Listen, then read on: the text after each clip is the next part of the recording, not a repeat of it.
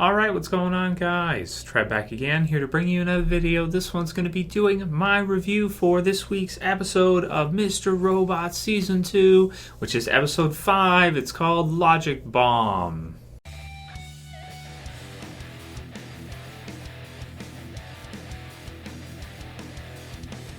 And spoiler warning for this one, if you guys haven't seen it yet, watched it last night, and definitely want to do a review for it because Mr. Robot is incredible. Happy to hear that Season 2 is going to get 12 full episodes. Some of them are extended. The names are a little weird for this season. For example, Logic Bomb is EPS 2.3 underscore logic dash B with a 0 MB written in leet. So that's fun. And every episode this season is directed by Sam Esmail. So that's awesome because he is amazing, man. He's the creator of Mr. Robot, and I love his direction. I love the way he directs. And this one, especially at the end, I mean, really intense stuff when you have the kind of gunfight that goes down between the FBI and the Dark Army, whoever that is in China. They're just it kind of lulls you into a sense of security. You're just kind of watching. They're talking as they've been most of the episode, and all of a sudden, shots just ring out. Shots fire, and then she gets down behind the desk thing. She grabs the gun, shoots one guy down. Very, very exciting, man. Really enjoyed that part, that's for sure. And then we're starting to get to see more about Ray, who we kind of knew right off, I want to say right away, that he's kind of a shadier kind of character. He's a shady kind of guy, and he's got some stuff going on. He's nice to Elliot, but he's got his own motivations for doing so. Everyone, as I said in my review of the premiere, everyone has their own agenda. They have stuff they're doing, just like in the real world too.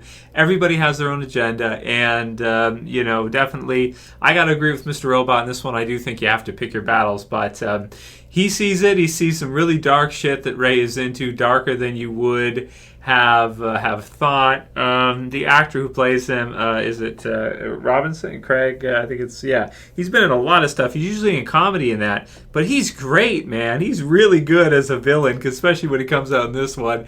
And, Elliot's all confused and stuff, and they beat the snot out of him. So, man, no matter where Elliot goes, he just can't help but get himself into some kind of trouble, even when he's not looking for it. He's trying to keep his head down and everything. It just doesn't work out. So definitely the ending of this episode really got me, man. It was really exciting.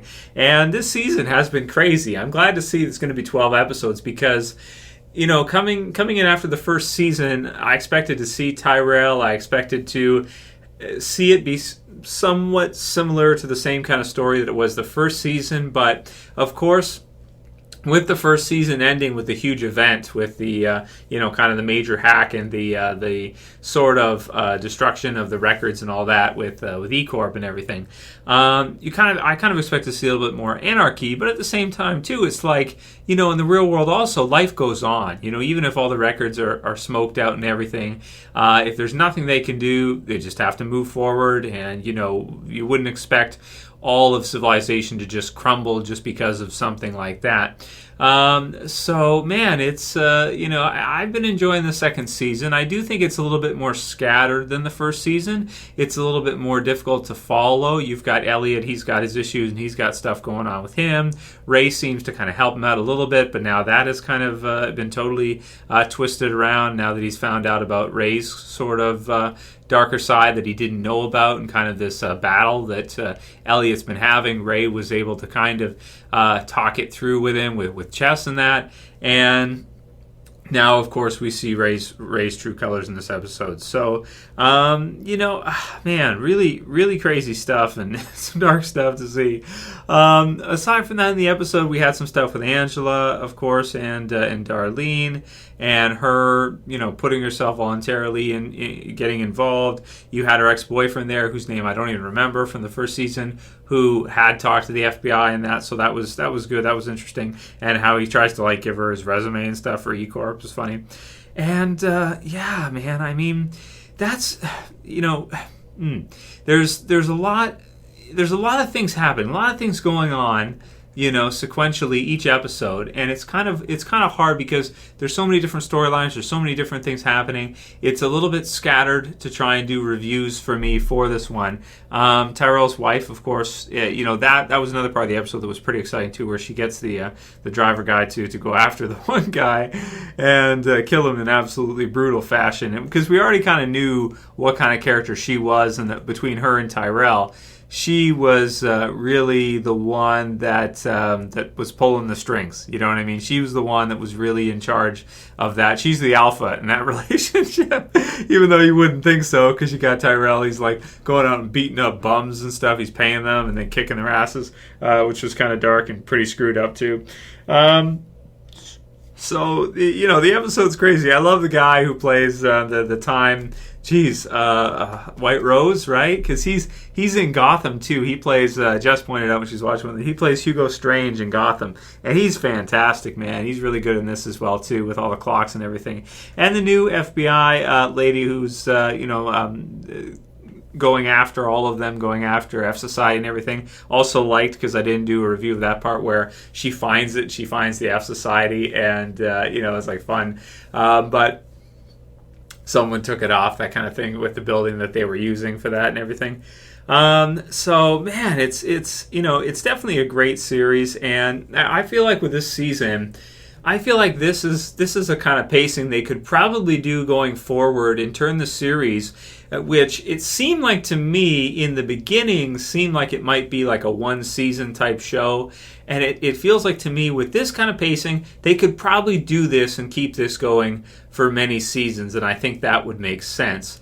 It's just kind of hard to predict because I haven't heard anything behind the scenes about how many seasons they plan to do or anything like that. Maybe I got to watch some of the cons and stuff and see what was said. If you guys have any inside info or anything about how many seasons they plan on doing, how many episodes they plan on doing, write it in the comments below, because I'd love to see, because man, it is a pretty amazing series, and definitely it's unique in the way, I mean, it's unique in a lot of aspects, but just the way it's all put together, and the cinematography and everything, it's really innovative. It's really avant-garde. It's really different than any other series I've ever seen before. The way it shows dark, like when he's hacking, for example, like just so much care they put into it. When he's on the computer, he's hacking daylight, and then as soon as he gets in his mode, it's like it fades to black, everything, and then back and forth, and oh man, the rat tail and everything, crazy. So.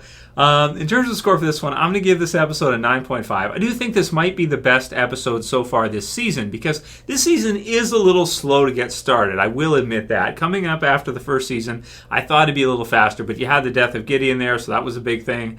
And you have, Elliot, who's still got, Mr. Robot in him, and still kind of had that inner battle going on. And it sounds like that might go on for the entire series, and then maybe when the series goes to wrap up, we'll see that kind of be resolved at the very end or something. It's just been a kind of a crazy season. It's been a little tricky to follow for sure. But, I've enjoyed the hell out of it. I'm going to continue to enjoy it, and I'm going to watch the series right through until it eventually finishes. I can't commit to a weekly review of it because there aren't that many people who watch it. For example, this episode, or last week's episode, only got 0.64 million, so 640,000, which is with nothing to, that's still a lot of people who check out the show. But, I love the show, and if you guys want to see more reviews, write it below, let me know. Thumb up the video, too, to let me know, Trev, you like this, do more Mr. Robot reviews. And I'll definitely do one for the finale. Maybe if I get time, I'll do a couple more from this season if there's some other really great episodes like this one. Just, I love the series, man. It's really incredible. Also, we had the flashback sequence where it shows Elliot, he puts on the jacket and he puts on the mask for the first time. That was pretty great with Darlene, the flashback. So I thought that was pretty incredible. So that's really all I got to say from Mr. Robot right now. I'm still enjoying the hell out of it, but I do think maybe the first season better than the second season. At least for me, I think so, but both are incredible. And during the summertime, there's really not, like this time of the year, I feel like there's nothing as good, on American TV as Mr. Robot right now. I don't think there is. I think Mr. Robot right now is where it's at. And the first season won all kinds of Emmys and stuff too, right? And all kinds of awards. So, as it should have. I mean, it's an incredible series. So write your comments below. Let me know what you guys think about the series right now. How are you feeling about it? Do you think it's going to get a third season? Do you think it might go on past that? I feel like at this pace, and they could probably do it because they're bringing in new characters. They've got other stuff happening. And as they're resolving certain things, there's other things that are spinning out of control from that. It reminds me a lot of Breaking Bad, for example. You'd have one season and it's like, oh, it's all finished, but then they have to go and get the footage because you didn't think about, as a viewer, hey, there was some footage there and they have to try to destroy that, and then the story kind of continues. It's like life goes on. You can have some great epic climactic parts of life and things that are happening, but there's still a continuation afterwards. People still have to live, things still happen. Elliot still gets himself in trouble regardless, and the story goes forward. So yeah, man, awesome episode. Loved it. Write your comments below, guys. Let me know what you think and how you feel about Mr. Robot. Season 2 versus Season 1. Which did you like better? How are you feeling so far for the season? And if you liked it, like I said, don't forget to like it. Don't forget to thumb it up. Always appreciate it. Share a favorite. And if you're new and you want to subscribe, bottom left to subscribe for more Mr. Robot reviews.